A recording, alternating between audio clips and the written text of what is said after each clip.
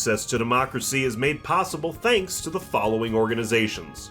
Recalibra Health, a new nationwide telehealth platform designed to provide safe and effective health and wellness products at affordable prices.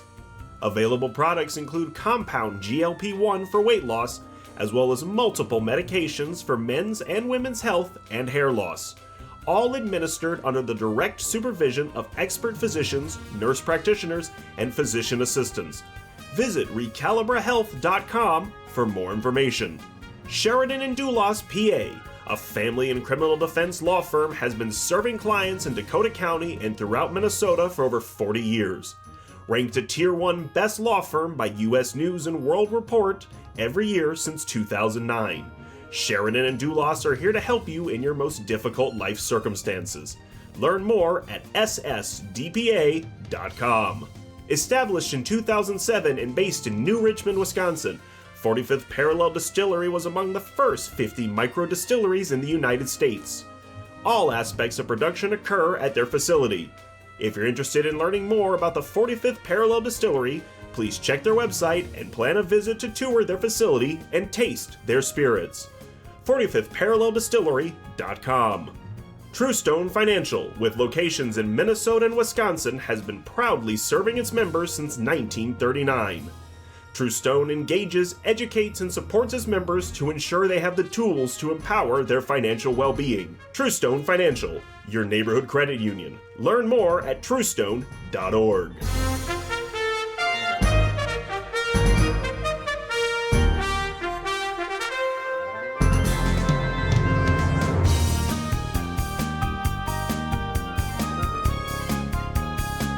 Hello and welcome to Access to Democracy. I'm your host, Steve Francisco. Thank you for taking part of your day to watch our program.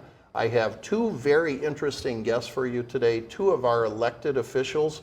The Minnesota legislature recently adjourned after a very eventful 2026 session, and it's my pleasure to introduce our guest today, State Representative Liz Reyer, who represents District 52A here in Eagan, and the other part of the Eagan delegation, Representative Bianca Virnig, 52B. Thank you both for joining us today on Access to Democracy. It's great to be here, thank you. I'd like to check in with you about something and see if you would agree with me. Many people thought that because of the very close margin in the House, and actually in the Senate too, where the DFL had a one-seat majority, that maybe not much would get done this legislative session. But in looking at what did get done, it actually seems a little bit surprising me that as much got done as it did. Would you agree with that sentiment, or do you have a little bit different take on it? No, I do agree with that. We went in expecting, candidly, to play defense and to make sure that gains that we had made in the past were maintained.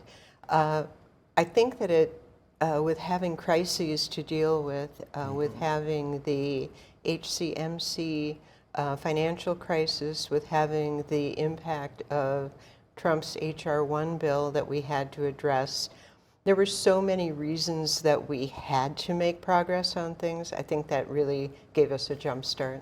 Very interesting. How about you, Bianca? What's your perspective on that? Yeah, I would agree as well. I mean, I got 7 bills passed at the end of the day, plus bonding. It seemed like not big, fancy bills, but little things where you could kind of work in the space where there was agreement. Right. I thought it was much more productive than I had anticipated. I serve on elections, and I thought we're never going to get anything done in elections.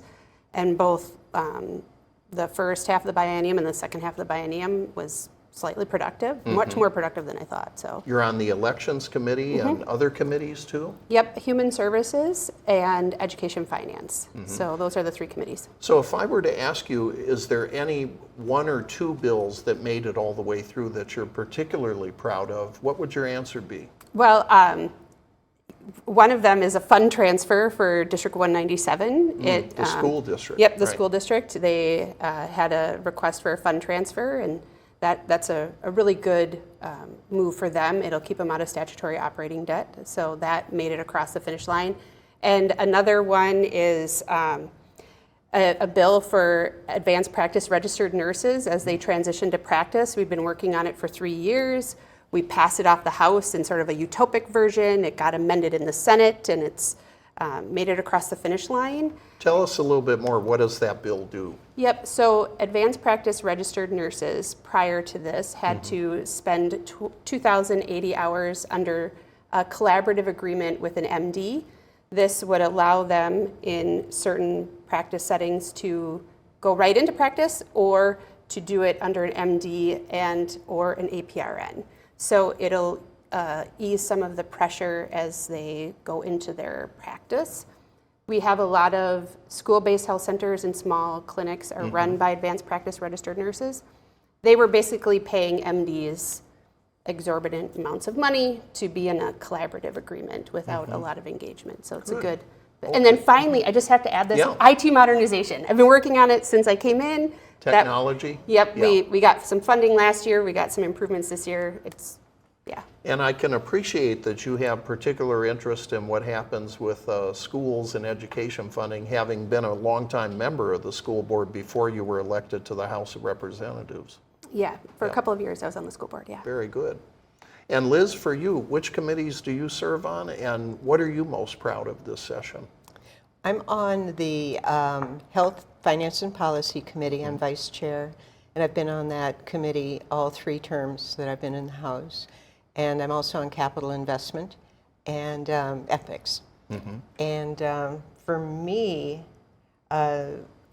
one of the biggest things was to be part of the negotiations to make sure that the places where we had discretion with HR1 alignment, where we were putting the needs of people first, that we were not taking the most draconian approach, that we were taking the most people-friendly approach, which is good for hospitals, it's good for the people who need care, and it was not what the Republicans wanted. And so in the negotiations, just keeping that going. I had one of the wins that Bianca was talking about for physical therapists. I have been working for 6 years to help them have a little bit more flexibility within their scope of practice. So we clarified how PTs can work with assistant physical trainers and students to be able to broaden their impact and also make sure that they're giving good care. And these are really, they sound like technical issues, but they actually have a really significant impact on thousands of Minnesotans who rely upon these services, don't they, to bring it home? Yeah. It really affects people's quality of life. Right, and this is just 2 examples of a handful. We had 9 bills go through our scope of practice bill, all separate types of practitioners. Last year, we opened up optometrists to be able to do more work that ophthalmologists had previously been able to do. So now people can get the care that their optometrists are qualified and licensed to provide without having that extra trip, without having the expense or the delay, and having that care from someone they have a relationship with. That they trust, yeah. Yeah, and as somebody kind of said it well, it used to be nurse and doctor, and that was kind of it. And the training and experience that we have is a spectrum now. And so aligning the scope, some of these scope bills haven't been updated in a long time. So aligning that with their skills, their training, it was the time to do that. One of the issues that certainly was very prominent in the news was the future of Hennepin Healthcare, formerly known as HCMC, Hennepin County Medical Center, which is a level 1 trauma center, not just for the people of Hennepin County, but actually takes in patients from all over the state of Minnesota. A significant number of their patients have no insurance or are unable to pay, and the hospital has had numerous issues over the years, resulting in an operating deficit, which raised the issue was, would the hospital be able to remain open? Tell us what happened with HCMC assistance. Yeah. The bottom line is we were able to negotiate a settlement, an agreement where the $200 million of let's get them stabilized funding. Right. There was a lot of conversation about using ballpark tax or maybe increasing that in Hennepin County. In the end, there's no tax change. That did not occur. We put a reserve aside for them. And we also set up a $30 million rescue fund for other hospitals in Minnesota, and to make sure that they would also be able to have the benefit, because all our hospitals are struggling. HCMC is, I heard it on the radio today, 1 foot off the cliff, but it's true. And if they closed all of the rural hospitals, someone who needed burn care, someone who had a serious accident, a tourist who needed care suddenly, they're getting airlifted to HCMC. And it's not just the uncompensated care. The other problem is that I think it's 70% of their care, of their patients are on Medicaid. Right. And reimbursements are just over half of what commercial is. And so every person that they are giving care to, they're losing money on. They're not making cost. So it's not fair for people to look at this financial predicament that HCMC has been in and say, well, it's totally their own fault, right? Because there have been cuts at the federal level this year against the Medicaid program. Despite the president saying he wasn't going to touch Medicaid with cuts, they did. Yes. And those cuts are very substantial, and they affect places like HCMC, but also rural hospitals. Yeah. Aren't we seeing a lot of problems with rural hospitals in danger of closing? We really are, and we're seeing them close. They're not just in danger. Because of We're this watching reduced them. reimbursement. Well, and just the historical low level of reimbursement. It's a higher share in the rural area of people are on Medicaid compared to the urban and suburban. And so if their hospitals can't sustain, then they're usually the biggest employer along with schools. All those jobs are lost.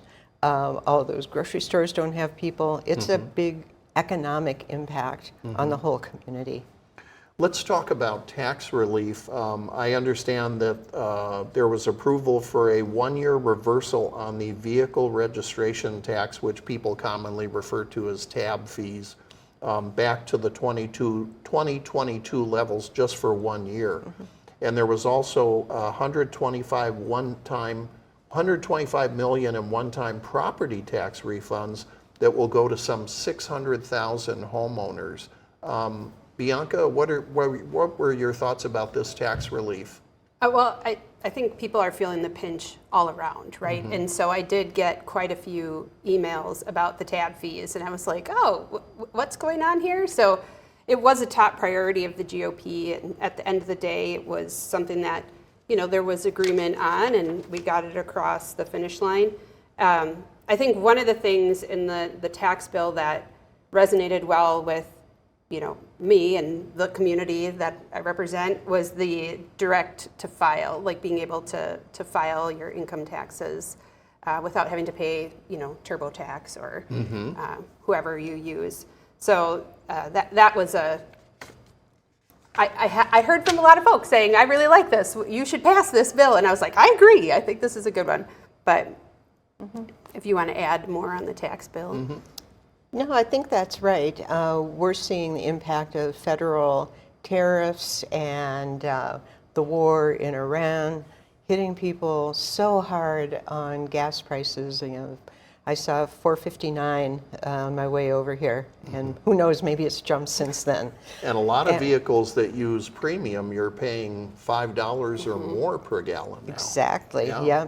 And so to me, it's a good thing to say, we have this lever within our control in the state of Minnesota that we can help people out and then see how things look.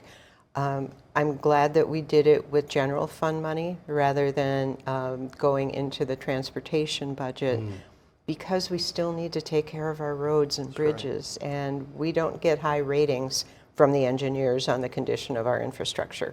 We have a lot to do. A lot of work to do. So I think a 1-year relief was right, and then if it's still, people are still struggling, we Maybe can talk about revisit it it in next 27. Right. I want to talk to you about another issue that has been all over the news, not just locally but nationally, and that is the issue of fraud. There is the infamous case of the Feeding Our Future scandal where the leader of this group was just sentenced yesterday to 41 years in prison for bilking the taxpayers out of over $100 million. I forget the exact amount, but a significant amount of money. There were new indictments announced yesterday by federal prosecutors involving Medicaid, the Medicaid program, billing for services that were never provided. This has been a very visible issue to a lot of Minnesotans who are very alarmed about this. But the legislature did respond this year with some anti-fraud measures. Would you like to tell us what was done on that? Sure, but what I'd like to say first is that the legislature has been taking action for the prior 3 years as well.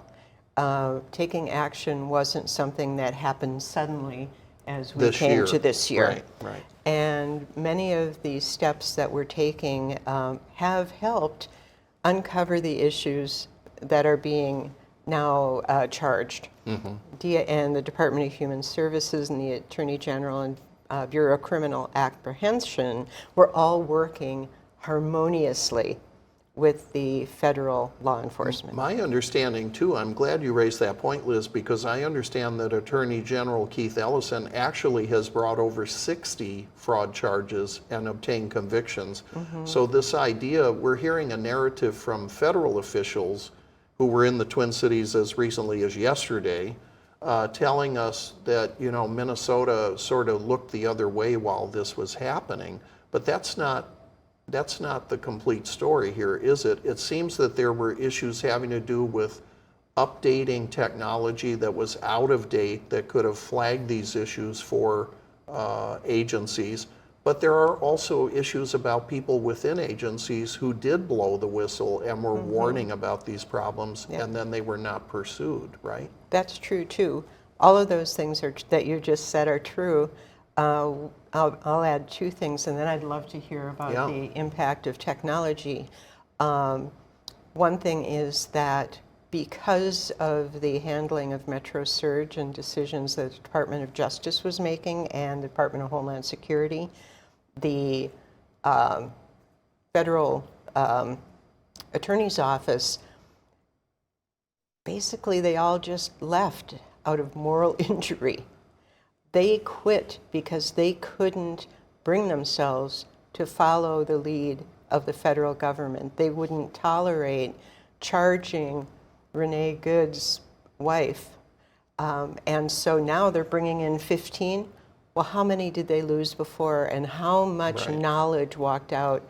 And I have to say, I'm worried about the caliber of people that they've brought back in. Well, they brought in military lawyers, as I understand it, who don't necessarily have experience investigating fraud to pursue some of these federal cases. But it was widely reported, New York Times and locally, that 60-some assistant U.S. attorneys resigned because of what was happening during Operation Surge, the ICE Operation Surge, Bianca, about technology. Yeah, well, I mean, first, fraud is a problem, right? Like, we know that's a problem, and the money that was taken by, companies was money that was meant to support Minnesotans, and that has done a lot of harm to Minnesotans. But one of the big pieces was IT modernization. And these IT systems, so it's state-funded, county-administered programming. And the applications that are used to determine eligibility haven't been updated since, some of them is 1995, right? So these are DOS, COBOL systems. They're really old.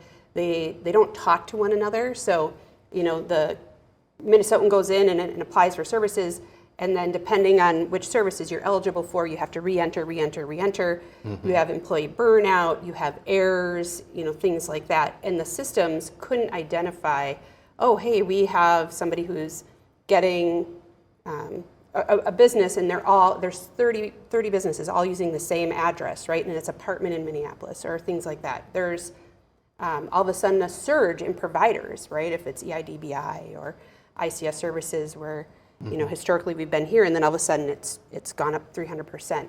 So the IT modernization will do some of that. It'll address some of that. It also establishes a long-term vision for this enterprise-wide to some extent, right? Like we have bonding for roads and bridges, but IT infrastructure is not sexy, right? Yeah, you're like, oh, you can use a mouse now. This is great, right? But it sounds like what I'm hearing from both you, Bianca, and from Liz is that there are actually multiple reasons why we have run into this problem with fraud. It's not attributable to one thing or one person.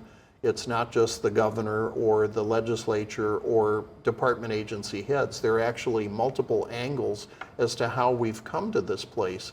So just to put a bow on the issue of fraud, the legislature created a new Office of Inspector General. The Attorney General's office is going to get additional funds to hire Medicaid fraud investigators and prosecutors. The state will spend $90 million over the next 3 years to modernize information technology systems that you've been talking about, Bianca, by counties to administer Medicaid services. Really important. And I think something to note was the Medicaid fraud unit is a 3-to-1 match for federal dollars. So it's not all, money from Minnesotans. It's a 3-to-1 match, which is really helpful to expand that agency. And then we even did some things around electronic verification, like, are you really visiting the client that you say you are? Expanding some background checks, and then I think one of the things that was really important in that work is establishing a continuity of care. So if a provider runs into an issue with prepayment review or the ability to even stay in business, that there is a continuity of care plan for the clients, that they aren't just left, but there's a handoff there. And there's one really common sense thing that was put in place. Before, agencies could not share information with each other. So you couldn't have information coming from about a fraudulent provider from education to DHS to health. They were legally siloed. Yeah. Wow. And so saying, no, you should and you must and here are the tools just is such it makes so much sense. And you can see, people were trying to protect data, but you need to use data well. Very good. Let's shift focus, if we could, for a few minutes here that we have left, to what didn't get passed. Minnesota has just gone through a horrendous year of political violence in our state and gun violence. June 14th will go down in Minnesota history as one of the saddest days in the history of our state, with the murder of Speaker Emerita Melissa Hortman and her husband Mark, and the attempted assassination of Senator John Hoffman and his wife and daughter.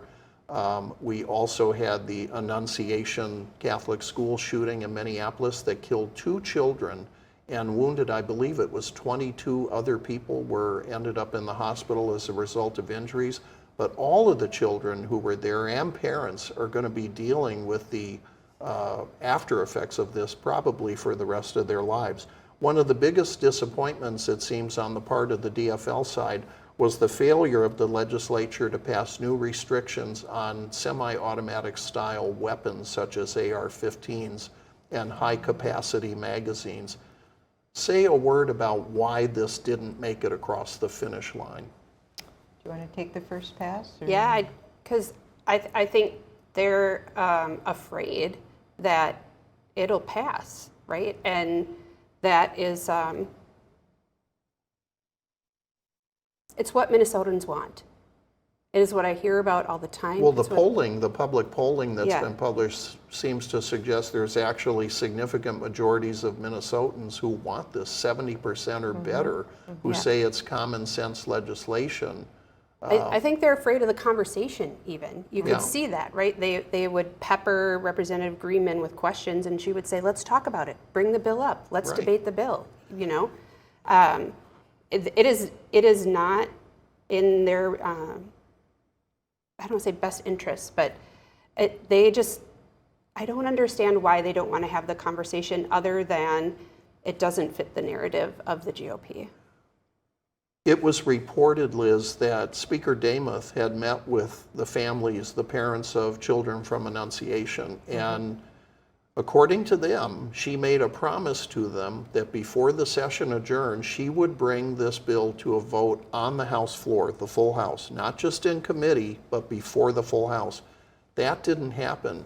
Did the Speaker renege on her promise, do you believe, or is there actually room for disagreement about what she agreed to? What is your understanding?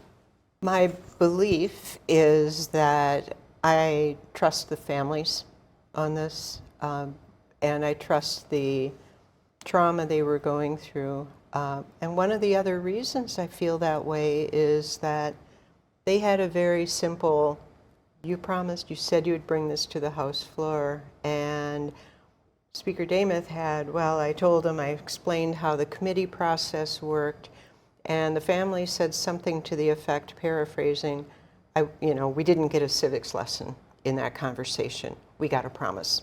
Wow. Those aren't their words, but that was the essence of what they said. And we should point out, too, that state legislators, the DFL caucus, staged a sit-in when it became apparent in the very final hours of session that this bill wasn't going to make it through. You fully expect, right? Both of you expect this is going to be back in 2027. Mm-hmm. Yep. Yeah. This is going to be one of those issues that comes back. Another issue. And get passed. Yeah. And I grew up, I'm a hunter, a gun owner, and the things that... You ever use an AR-15 to go hunting? No, I don't need one. No, I don't. And the pieces in this bill, the assault weapons, high capacity magazines, ghost guns, binary triggers, you don't need any of that for hunting. And so they were very sensible components to the bill. It also included mental health pieces. It was a very comprehensive bill that took more of a public health approach to it that we just didn't even get to talk about. Just Liz. like we didn't talk about and pass the Office for Gun Violence Prevention. Yeah. I mean, that was something that was just about getting information and helping understand the issues. And even that is too far. But you would think of all the things, that would be one where you could have had bipartisan agreement to at least gather information so we know what we're dealing with, but there wasn't agreement on that. Because there is such a fixed mindset that any sort of discussion is a threat to the Second Amendment, as some people have said, the God-given Second Amendment, which makes no sense as an assertion, and really just shows you how hard and how dug in they are on protecting Minnesotans. A couple of other things, we're down to about a minute here, I'm going to mention real quickly that didn't get passed. Nothing done about unmasking ICE agents, economic relief tied to ICE Metro Surge, that wasn't passed. Social media tax that the governor was trying to get to, wanted to tax tech companies to fund programs to help workers who are being impacted by artificial intelligence. So it seems like there are plenty of things that didn't get done. Yeah. Even though it was a productive session, which you both agree, there are plenty of things that are going to be on the agenda next year. Yes. It'll be a rich, full year, no matter how November turns out. Representative Liz Reyer and Representative Bianca Virnig, thank you for your service in the Minnesota legislature, representing all of us here in Eagan, and thank you for coming on Access to Democracy, and come back again soon. Yeah, thank you. Thank you.